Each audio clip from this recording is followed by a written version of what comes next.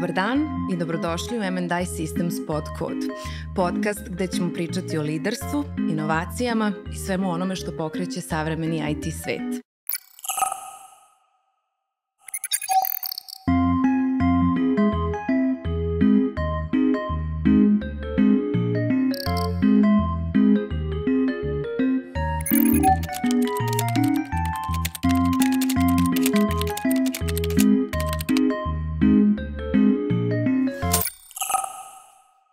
Ja sam Marija Balaban i možda ne izgledam kao tipičan IT podcast host, s obzirom na to da dolazim iz potpuno druge industrije, ali M&I nije samo priča o jednoj kompaniji, to je veliki deo priče moje porodice. Kompaniju je osnovao moj deda, zatim su je preuzeli moj otac i stric i ona uspešno posluje preko 30 godina. Iako je od jula prošle godine 70% kompanije u vlasništvu Sejfora, jednoj od vodećih ICT provajdera u Evropi, M&I i dalje snažno neguje inovativnost, integritet i porodične vrednosti. Baš zato sam danas ja ovde u ovoj ulozi. Možda ću imati neku slobodu da postavim određena pitanja i dobijem određene odgovore. Danas je sa mnom, ni manje ni više, nego moj otac, Vladan Balaban, predsednik M&I Systems grupe. I danas ćemo pričati o tome kako je nastala kompanija, put razvitka kompanije kao izazovi na tom putu, a možda dobijemo i neke priče koje nisu dospele u poslovne izveštaje. Zdravo tata, dobrodošao. Zdravo Marija, bolje te našao. Hvala ti što si ovde. Hvala tebi. I hvala tvom timu što mi je ovako jednu veliku i odgovornu ulogu prepustio. Nadam se da ću opravdati očekivanja. Hoćeš, siguran sam to. Ja mislim da sam ja nervozniji od tebe. Nema veze, evo, ovo nam je prvi put, ali mislim da će svaki sledeći da bude sve bolji i bolji. Siguran sam to. Da, okej. Sve je počelo od dede. Da li možeš da nam ispričaš kako je zapravo nastao M&I? Pa da, sve je počelo od mog pokojnog oca, tvog dede. Jako mi je drago, prvo da kažem nešto, jako mi je drago da pričamo o ovome, jer mislim da porodičan biznis ili kako to u inostranstvu u Americi pričaju family business je jako bitan DNK i jedna od ključnih ingredijenta nekog uspeha, ljubavi, strasti ili uopšte ono što želiš da napraviš u životu. Tako da ja sam imao tu sreću da je moj otac 1991. napravio M&I Systems, tada CO. Jako želim da kažem ovo zato što razne priče su išle i sve to, znači on je founder kompanije, nismo Nikola i ja. Ali je priča jako lepa i moja poruka i želja da naši gledaoci ili slušaoci ovog puta čuju da ne moraš samo biti founder ili da nisi označen ako ti je otac bio founder pa ti nastavio nešto, nego da može nekom lepom nadogradnjom i zdravim odnosima i puno rada i vere u sebe i uopšte tim porodičnim relacijama, da li kroz porodicu ili kroz biznis da donesu do nekog uspeha. Uspeh je isto nešto što je relativna stvar, može se gleda kroz pare, može da se gleda kroz taj put koji smo mi prešli. Ja bih više pričao o tome nego kao što si sama rekla, današnji naš razgovor ne treba bude samo kroz biznis, nego da ljudi čuju i da veruju u sebe i da možemo da uradimo i mi u Srbiji ovde nešto kao što to rade u nekoj Austriji ili u Švajcarskoj, gde su porodični biznisi velika tradicija, veliki ponos i gde jedna generacija iz druge nadograđuje nešto, pa se ja iskreno nadam, evo, da je ovo i tvoj početak u tvojoj nadogradnji, tvoje karijere i tvog biznisa.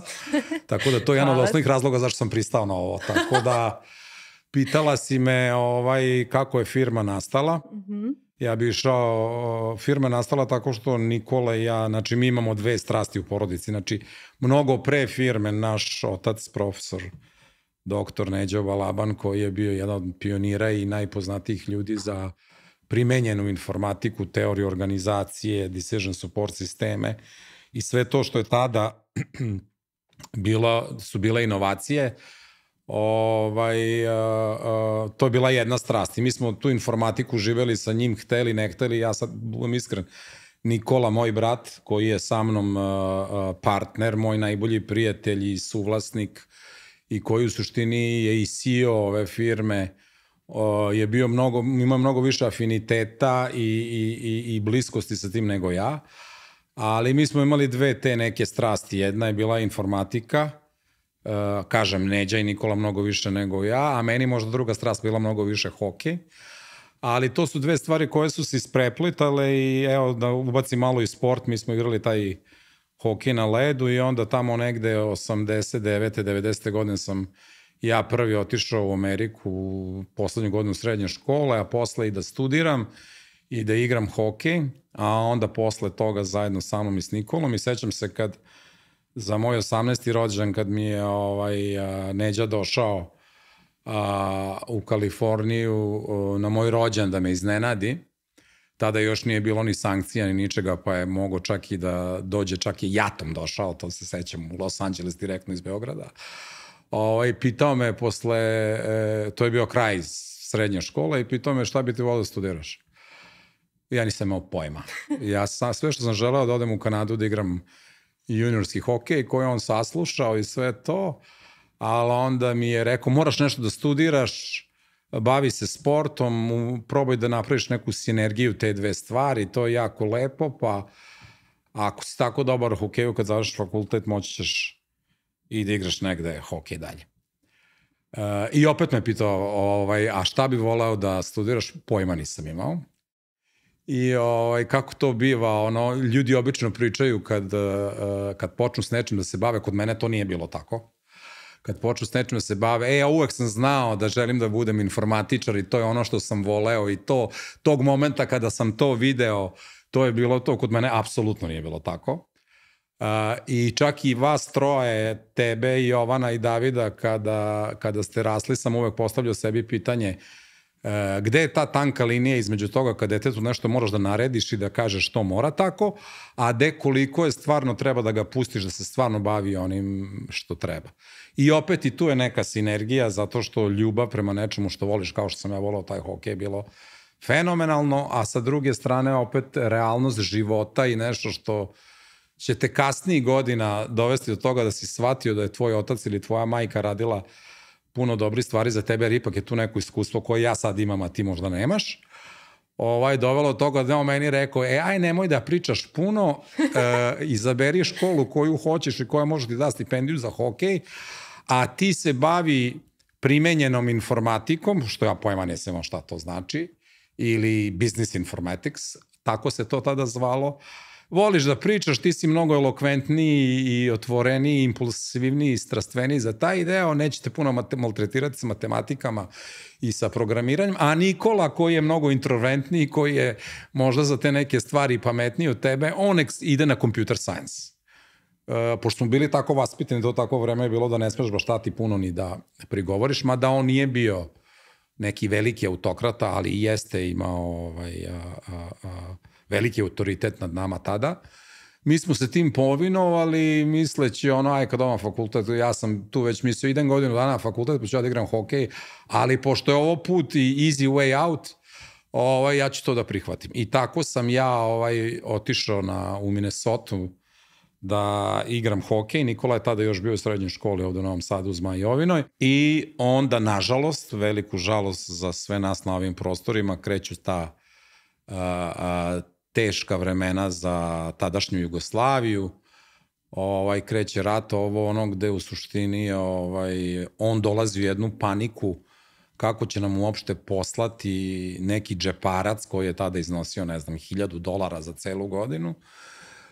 Dolazi inflacija, on je tada profesor na ekonomskom fakultetu i univerzitetu u Novom Sadu i odlučuje bukvalno iz potrebe ili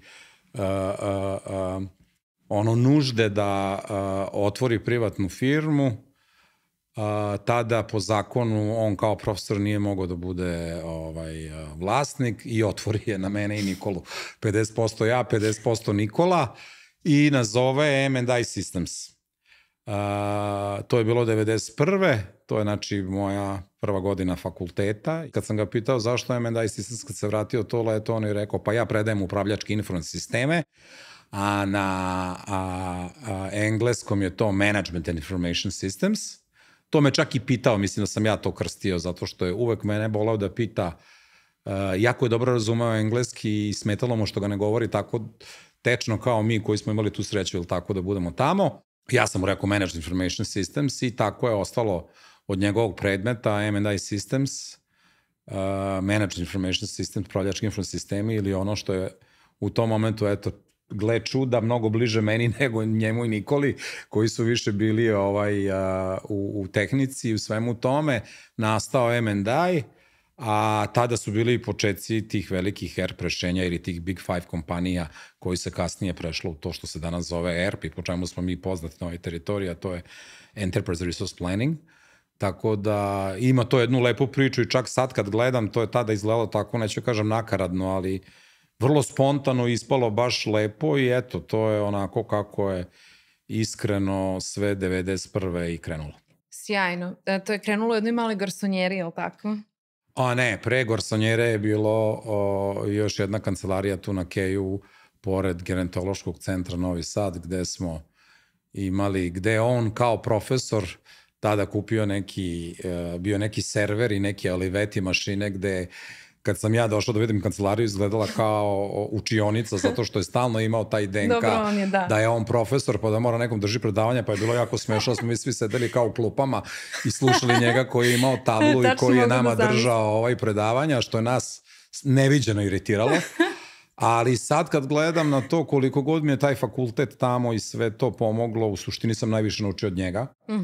I kroz te naše klupe i lekcije koje on nama davao, u suštini smo mi i naučili jako puno o tome, uopšte ne znajući da se to dešava ili da uopšte nismo imali svest o tome. Tako da je prvo bilo to, pa je onda ušao u krizu finansijsku, pa nije mogu to više da plaća, pa je onda mami, pored stana u kome su živeli, bila jedna mala garsonjera, uvalio firmu na 28 kvadrata, mislim da je čak bilo manje, 24 kvadrata i tu je onda u pravu si verovatno, zvanično to sve i počne. Moram samo da spomenemo ovo, da mi sve ovo što pričaš o dedi, kako je on vama držao predavanja, njegove reči, sve to prepoznajem u tebi, to si sve ti nekako i meni pričao i moje braći, tako da to se nasleđaju, da ćemo šta ću ja da pričam. Imaš i taj deo da sve što sam stariji, uhvatim sebe, Bože moj, kako sve više i više ličim na svog oca, a to kada sam vama sve to pričao, opet kao što sam pričao, ovo nisam bio svestan. Da. Nemojte mi zameriti ako sam pravio neke greške, ja pravio sam ih puno, kao i svako, ali evo, sad kad gledam tebe i kako sve ovo lepo radiš, ponosan sam na to. Hvala ti. Eto. Spomenuo si ERP, dakle, to je bio vaš prvi proizvod, je li tako? I Neđe je napravio svoj ERP, svoj softver.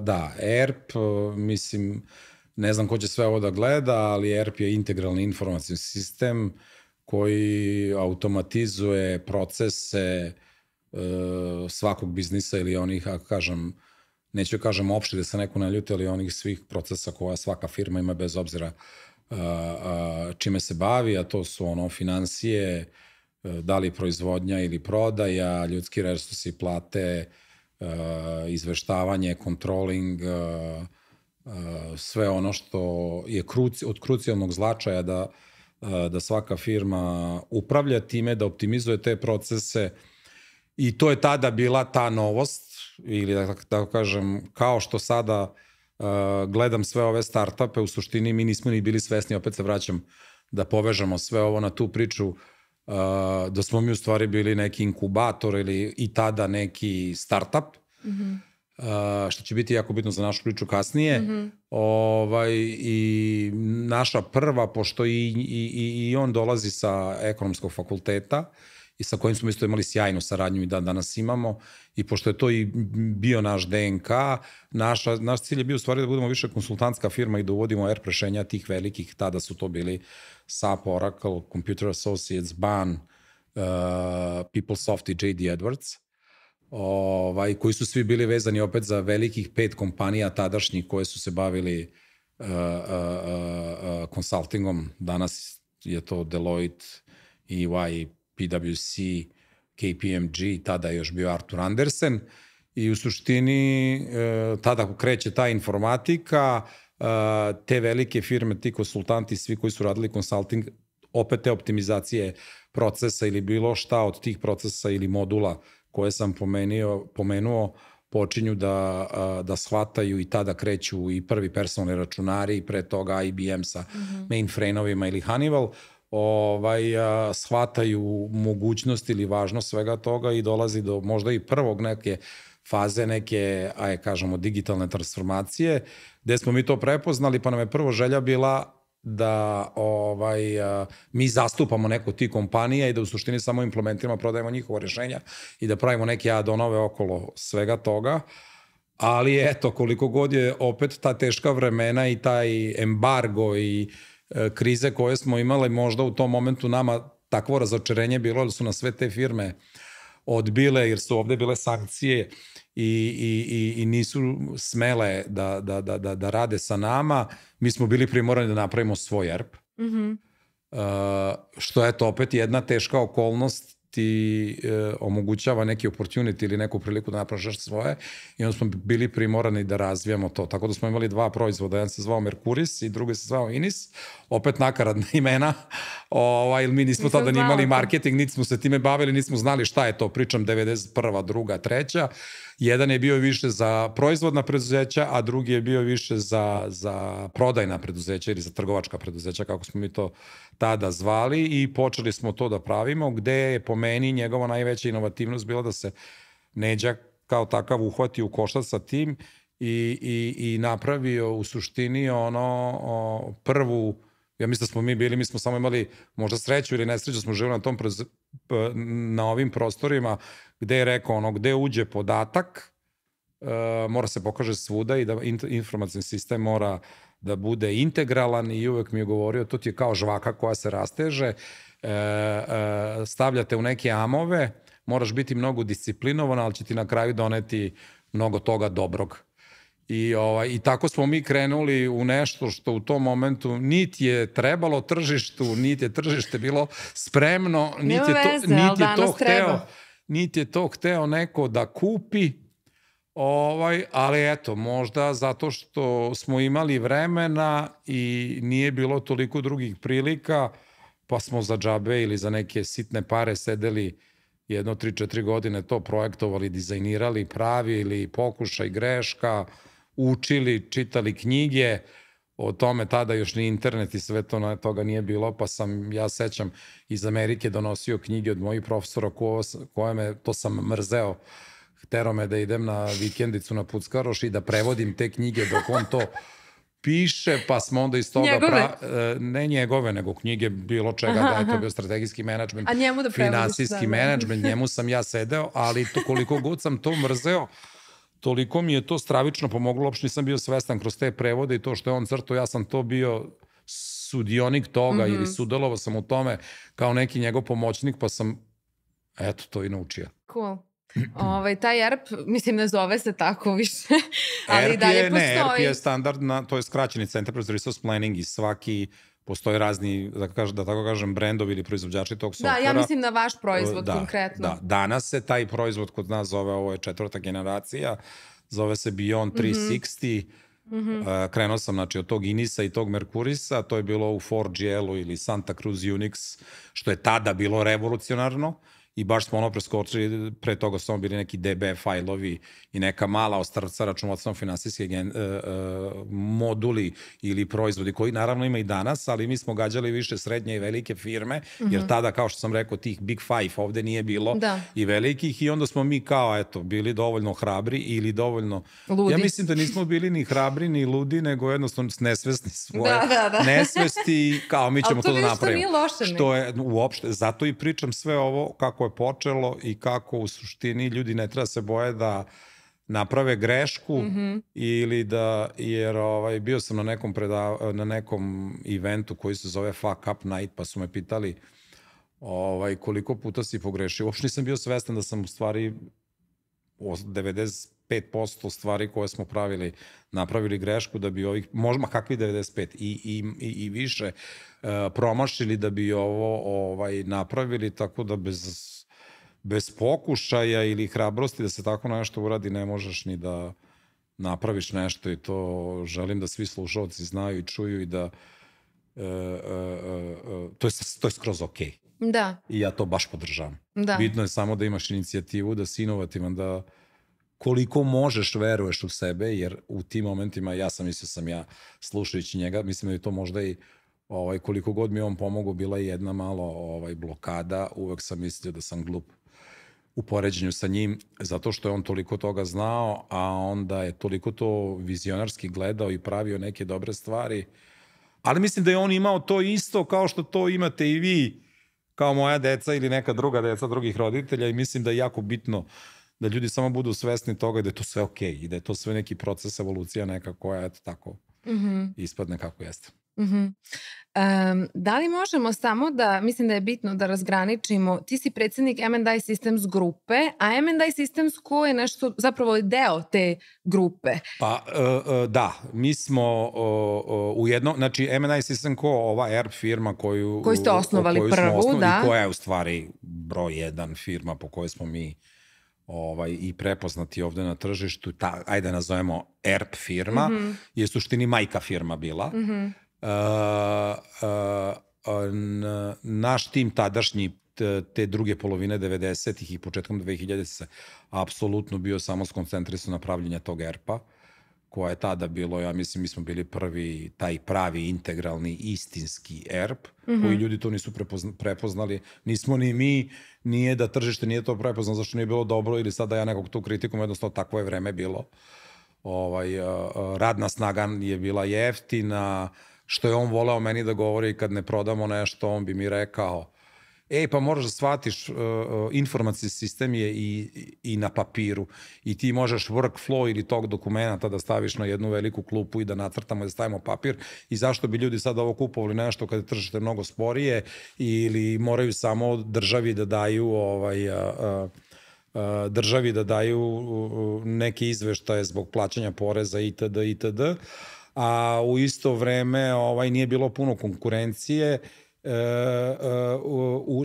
ne u IT-u, nego uopšte na tržištu, zato što naši slušalci treba budu svesni, mi smo počinjali kada Jugoslavija tada prelazi iz nekog jednog ekonomske faze u drugu i postajemo tržišna ekonomija, dešava se privatizacija, imate dve stvari, command economy i market economy, mi smo više bili command economy, gde smo živjeli u velikoj Jugoslaviji, gde se tačno znalo imaš 2 proizvođača automobila ili jednog, imaš 4 proizvođača televizora, bilo je planski sve napravljeno i onda prelaziš u jednu tržišnu ekonomiju koja je skroz drugačija i mi svi zajedno i mi to malo nešto IT-evaca što je bilo, jer to su tada bile IT kompanije, mi nismo samo IT kompanija, mi smo softversko-konsultantska firma, što je jasno bitno, a i tržište, mi nismo bili svesni toga.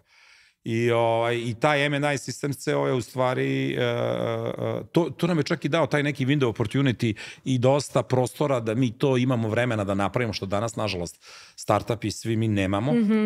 Da, vi ste imali puno vremena. Imali smo dosta vremena, da, i da napravimo i te greške i pošto smo svi bili jeftina radna snaga, nije nas koštalo puno osim našeg vremena, nešto drugo nismo imali da radimo, pa smo to i radili. Sećam se tokom bombardovanja da smo celu noć igrali igrice, jer nas je terao da čuvamo firmu, ja ne znam od čega da čuvamo firmu, da padne bomba ili šta, pa smo igrali Doom ili smo pravili to što nam je dao domaće zadatke da pravimo, a to je 99. Znači ja tada imam 26 godina, tako da nisam više tako mlad, ali opet govorim i kakvi su porodični odnosi tada bili, iz kojih vrednosti smo mi dolazili. Tako da se vratim na ovo, jeste M&I Systems CEO je bila firma. Onda tamo posle 2001. godine dolazi do promene i vlasti, dolazi do privatizacija, privatnici koji su kupili firme, investirali, počinje mnogo agresivnije i jače i proaktivnija tržišna ekonomija, počinju da budu svesni da im sad treba neki softver, nešto što smo tada mi bili spremni za to. Znači 9 godina, 10 u stvari, 11 godina kasnije, mi 2001. 2002. 2003. doživljavamo jedan ogroman boom koji je i dalje mali za neko globalno tržište, ali za nas je bio... Svega, ja se sećam kad sam prvi put prodao software za 20.000 maraka, ja sam mislio da sam najveći car na ovome svetu. Verujem. I onda M&I Systems ceo počinje da raste. Ima tu još jedna jako bitna stvar koju hoću da pomenem, sad sam se setio. Tih 10 godina, pošto nismo mogli da prodamo koliko to vredilo, a pokušavali smo, pričao sam za to kako smo prodali to za 20.000 maraka, on dođe kod mene i kaže, pričamo on i ja, i on meni kaže i Nikola, i pričamo kako sad mi to nekome da približimo i kako to nekom da damo. I on kaže, ajde mi napravimo to da mi to kao rentamo. Davaćemo, pravit ćemo paušalne ugovore između 50 i 250 maraka i samo je bitno da ne stoji u fioci, da mi to raširimo svuda, poklanjat ćemo software, pa ćemo, šta sad, ako skupimo 10 klijenata za po 300 maraka u proseku, imat ćemo 3000 maraka. Ja sam se jako protivio tome, pa koliko smo godina radili ovo, pa šta sad s tim da radimo, pričam to 90-ih. Ali u suštini to je bio jedan neverovatan korak, jer u suštini danas se sve firme evoluiraju na nečem što se zove software as a service ili MRR, monthly recurring revenue, stvari, i ovo je bila preteča toga, subscription, koji danas naravno mnogo lakše ide zbog tehnologije i kako je tržište kreirano i kako software i sve ostalo, proizvodi digitalni ili kako god hoćete ih zovete, idu, tako da smo mi tamo negde već 2000 kroz tu bombardovanje, pa onda jednu krizu, pa drugu krizu, pa koronu, uvek bili dovoljno stabilna firma, jer smo imali uvek nekih tada, pošto smo bili mnogo jeftiniji i manji, 80% svih troškova mesečnih pokriveni od tog našeg MRR-a ili u stvari paušala, a posle se to naravno ti odnosi promenuli, da smo puno narasli kao firma, pa to više nije moglo tako. Ali koliko god nam je opet taj paušal pomogu, u sledećoj fazi nam i odmogu, jer onda moraš te ugovore da kasnije prevaspitavaš klijente na nešto što se danas zove SLA ili Service Level Agreement. Mi smo u 300 maraka bili samo spremni, sad ja kažem 300 maraka od prilike, samo spremni da nekom bilo šta damo. Da li je to consulting, da li je to održavanje, mi smo njima pravili izveštaj, u tim cenama smo razvijali dodatne stvari. I onda u jednom momentu, kad je krenuo i boom tog outsourcinga, kada je tržište i globalnije i regionalno shvatilo koliko pametne dece i koliko su naše škole ovde dobre, i kad je krenuo outsourcing, nama je to bila otežavajuća okolnost, zato što su onda svi mladi hteli da rade za neke strane firme i u suštini mi smo nažalost tada i taj outsourcing je bio cheap labor, kao što smo mi krenuli 300 maraka, zato je to eksplodiralo, smo bili neverovatno dobri programeri, neverovatno veliki znalci, pogotovo ovde u Novom Sadu, i to su bile te dve škole, ekonomski fakultet na čelu sa mojim pokojnim ocem, tvojim dedom, a iz druge strane profesorica Zora Konjović, Dača Obradović i profesor Kovačević sa druge strane, koji su gurali ovu elektrotehničku školu ili ono što smo mi zvali Java Hotbed u to vreme, i to je došlo do velike eksplozije jednog i drugog, gde opet smo se mi u tom momentu, opet sad će svi da idu tamo u te firme da rade outsourcing, mi nećemo. Što je opet, kažem, sledeća faza razvoja, evolucije, gde smo onda bili u jednom downu, a sad kad svi danas pokušavaju da pređu na proizvod, sam shvatio u suštini da M&I u stvari pionir, možda i prva firma na ovim prostorima koja je napravila svoj proizvod. Tako da mi smo morali da osmislimo proizvod, da dizajniramo, da napravimo arhitekturu, da ga isprogramiramo, odnosno razvijemo, onda da ga prodamo, ili marketinški obradamo tržište, onda da ga implementiramo, da naučimo ljude to da koriste i onda da ga održavamo, što je u suštini vrlo, vrlo težak put, ali takve firme su stabilne jer imamo proizvod i mi smo napravili taj value add gde nismo samo prodavali uslugu, jer tu ide i usluga, da li razvoja, da li konsultinga, ali smo imali i svoj proizvod koji dan danas imamo i siguran sam, 100% sam siguran sad sa ovim iskustvom, kao što sam ti rekao na početku, da sam mislio da sam bio glup ili ne glup, nego nisam imao samopouzdanja u sebe i mislio sam uvek da neko to zna mnogo bolje od nas. Sam sad shvatio sa ovoliko godina koliko imam, da smo bili samo na nekom jačoj teritoriji ili da smo imali hrabrosti da sa tim proizvodima izađemo, ne globalno, ali u regiju, da bi M&I Systems ceo bio mnogo veća firma. I onda se vratim na ovu poslednju stvar, a onda sam u jednom momentu shvatio da tu smo već Nikola i ja 2001. preuzeli firmu, Neđa jedan dan došao i rekao, slušaj, ja ću sad staviti na bordu da vam budem konsultant, ja ovo ne želim više da radim. Sećam se kad mi je rekao jednom meni i mojoj majici, kad umrem stavite mi na nadgrobni spomenik, je umro od inflacije. Zato što tada u to vreme inflacija je bila ogromna i šta god je zaradio, to je tako brzo, a on nije bio čovek koji je bio iz biznisa i to mu je jako teško padalo, sva ta naplata, financije, to mi je neviđeno teško padalo i onda je, tako kažem, uvalio pod znacima navoda meni i Nikoli. Nikola i dan danas jadan se bavi financijama i njega, mislim da on u stvari i vodi ovu firmu mnogo više, ne da mislim nego znam i njemu hvala na tome, jer bez njega ja ovo nikada ne bi mogao zajedno da uradim ili da uradimo. Tako da smo od 2001. mi preuzeli firmu gde se on više bavi kao operationsom i on je CEO, a ja se bavim više business developmentom, strategijom, gde sam onda ja počeo da guram, sad ću pričam ono što smo mi radili, a to je smo shvatili da bez obzira na ERP, tržište se otvorilo, počeli su sad već tada da dolaze i ti Big Five, SAP, Oracle i svi ostali, da mi moramo da pravimo neku diversifikaciju. A pošto ne znamo pravimo zgrade, pošto ne znamo da se bavimo nekretninama ili nekim trećim i četvrtim stvarima, onda smo odlučili da redefinišemo strategiju i da diversifikujemo u okviru tog biznis softvera ili ERP-a ili upravljačkih informativnih sistema, kako smo pričali, da pratimo tržište, pratimo tehnologiju, da imamo šta možemo u sve to da idemo i onda su počele, onda smo redefinisali to što se danas zove M&I grupa. Aha. I zato sam ja kao na nivou M&I grupe i stvari M&I grupa je grupa firmi gde sad postoji M&I Systems ceo ta majka firma, gde postoji TIAK kao jedan od lidera i najvećih managed development centara sada u Srbiji ili ti ono što je bilo outsourcing, mada nikad nismo radili samo outsourcing. Otvorili smo i Krug Ventures koja je kao bila investicijna platforma, ili u to vreme, pošto mi nismo imali dovoljno para, niti mogućnosti, ni da su bili zakoni kao neka investicijna platforma gde smo mi naša sredstva neka koja smo zarađivali ili s pomoć banaka ulagali ili u startupe, kada su startupi već krenuli, a pre startupa nešto što smo mi zvali kroz TIAK Lab ili inkubator, gde smo u stvari mi definisali šta bi sad mi na ovaj ERP mogli da adonujemo ili da dodamo da bi naši klijenti bili zadovoljni ili pokrili sad i neke procese koji su njima core, a nisu samo osnovni ERP, a onda iz toga pokušavali da pravimo proizvode ili male firmice, tako da smo krenuli ono od BPM-a ili procesne inteligencije gde smo radili samo ono mapiranje procesa, modelovali as easy to be, kako firma sad radi, kako bi trebala da bude, pa kad bi to radili onda bi naučili tu firmu ili organizaciju, pa bi videli šta im treba, a onda bi sedeli zajedno interno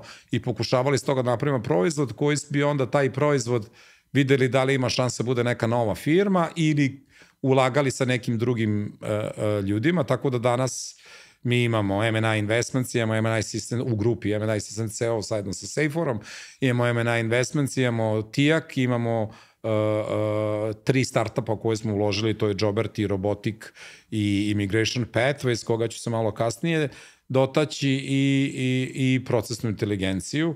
I sad na nivou grupe to je nekih pa preko 500 ljudi, gde sad konstantno mi to menjamo. Uvek je dobro imati, ja mislim da najbitnije imati dobru viziju i verovati i misiju i verovati u ono što želiš da napraviš, a onda kad definišeš strategiju, ta strategija se kao i organizacije, kao svaki živi organizam konstantno menja i mene moji zaposleni nekad verovatno i kolege u firmi i partneri mrze zbog toga, jer ja bi svake 2 nedelje dođem s nekom drugom ideju kako bi ovo i ono trebalo promenuti, ali ne zato što mi se to sviđa, najrađe bi volao da možemo da ostanemo na ERP-u, nego zato što jedina konstanta je promena i jedina konstanta je promena i jedina stvar da bi se opstalo je da budeš inovativan. Tako da smo mi u jednom momentu iz nekog tog family biznisa ili porodičnog biznisa počeli da rastemo i onda kao, pa mi nikad nećemo biti korporacija, ali mi to ne znamo. Mi smo preduzetnici, mi smo krenuli sami da radimo, mi nemamo čak ni skills da budemo profesionalni CEO-ovi ili CFO-ovi, mi to ne znamo. A to je jako smešno, jer ti misliš da to znaš, jer kao prolaziš to kod svojih klijenata, partnera i prijatelja kad im uvodiš software, ali to je jedno, ali upravljati s tim stvarima i tim procesima kao profesionalac je skroz drugo. I ljudi treba da znaju tu razliku između nekog ko je bio entrepreneur ili osnivač i family business i onda prepoznati kada je moment da ti tu bebu malo pustiš. Sad, kod nas je to jako dugo trajalo. Opet kažem, zbog tržišne situacije i uopšte ekonomske situacije u Srbiji ili svih tih menjanja promena koje su se dešavale na našem teritoriju, pa je to trajalo duže, tako da smo mi možda bili mnogo duže family business nego što smo trebali da budemo, a onda u jednom momentu smo seli i sećam se s mojim velikim prijateljem, kolegom Nenadom, gdje sam pričao, on je rekao, ti više nisi family business, ti nikad nećeš biti korporacija, ja sam radio 30 godina u IBM-u, mi treba da budemo nešto što se zove growth kompanija. Growth kompanija je, znači, kompanija koja non stop raste, koja je non stop inovativna. I onda sam ga pitao šta to znači i on mi je rekao, to je jako teško. Znači, non stop inovacije, motivisati ljudi sa malo para, ti ćeš non stop biti u haosu. Jedan dan ćeš misliti da si na vrhu sveta i da imaš neviđeno puno para i da je ceo svet tvoj, drugi dan nećeš znati kako da isplatiš platu. I ja se tako osjećam i dan danas i Nikola i ja vrlo često da se ljudi ne uplaše toga, ali to je apsolutno normalno. Ko kaže drugačije, taj laže. Ili nije u tržišnoj ekonomiji, što mi jesmo. Tako da, to je to. Ono što je isto bitno da ljudi shvate kad pričamo o entrepreneurshipu ili i zato mi je jako bitan ovaj razgovor, da niko se nije naučan rodio i jako je bitno slušati druge ljude i učiti od drugih ljudi i nemati ego i naučiti i prihvatiti te stvari. I zato se vraćam na to da deda je tvoj napravio ovu kompaniju, nismo Nikola i ja. Pominjao sam sad Nenada Inđića ili neke druge ljude koji su nama pomogli. Mi smo samo slušali, ja nisam hteo da izmišljam toplu vodu ili rupu na saksiji, nego da uvek ne budemo prvi, ali drugi, treći koji će uspeti da nešto naprave i na najbolji mogući način, sa puno rada, ljubavi, vere, da to pokušaš da napraviš. Tako da, eto, to je ukratko ono kako je to izgledalo. Ukratko. Sad ti je jasno zašto sam ja predsednik grupe, a Nikola vodi finansije. Jasno mi, apsolutno. Za kraj, jedna od mojih omiljenih priča o dedi i mislim da je to priča koja jako dobro pokazuje kako kada je nešto u životu prosto suđeno za tebe, ćete na ovaj ili onaj način pronaći. A to je priča o tome kako je deda uopšte završio u ekonomskoj školi. Ja obožavam kad ti to pričaš, inače Vladan ima fenomenalan smisao za humor. Tako da ako možeš da nam daš tu čast da čujemo jednom tu priču, on je iz malog mesta, iz Bastasa. Da, to je odlično. Možda je to priča koja u stvari je dovela do svega. Nekad ljudi ga pitaju da li veruješ u sudbinu, pa ako verujemo onda sve ovo što sad pričao ili što smo ti ja pričali bez ove priče ne bi se desilo. Znači, Neđa je iz jednog malog mesta, kao što si rekla, Bastasi, selo pored Drvara. Odatle su moja baba i deda Ilija i baba Marija, po kojoj si ti dobila i ime. I uvek mi je pričao to, da nije bilo kafane između Bastasa i Drvara, možda bi ja bio danas mašin bravar. Da. I ja ga pitam što, kaže, znači kad je završio osnovnu školu, on je najmlađe dete bio, deda ga je vodio da ga upiše na zanat. Jer to je tada, on je 42. godište, to je tada bilo naravno kao sada. Ne vidim veliku razliku čak i između zanata i ovoga što mi radimo. Svaki posao je zanat. Apsolutno. Tako da svaki posao treba poštovati, svaki posao fenomenalan i sjajan. A tada je biti mašin bravar i dan danas u stvari jedan sjajan posao. I mislim da sa ovim AI-om i sve, to ćemo se doći kasnije, možda mnogo posao budućnosti u odnosu na ono što mi radimo. I onda ga je moj deda Ilija, tvoj pradeda, vodio da ga upiše u školu i kad je, a među vremenu, pošto je, vidiš, imamo u DNK multitasking, vodio je i tele da proda na stočnu pijacu. A usput da odvede i Neđu da ga upiše. I onda su bili prvo na toj pijaci i to sve odradili i kad je krenuo da ga sa te pijace da ga upiše u školu, sreo je svoje drugare u kafani koji su pili rakiju i pitali su ga gde ideš.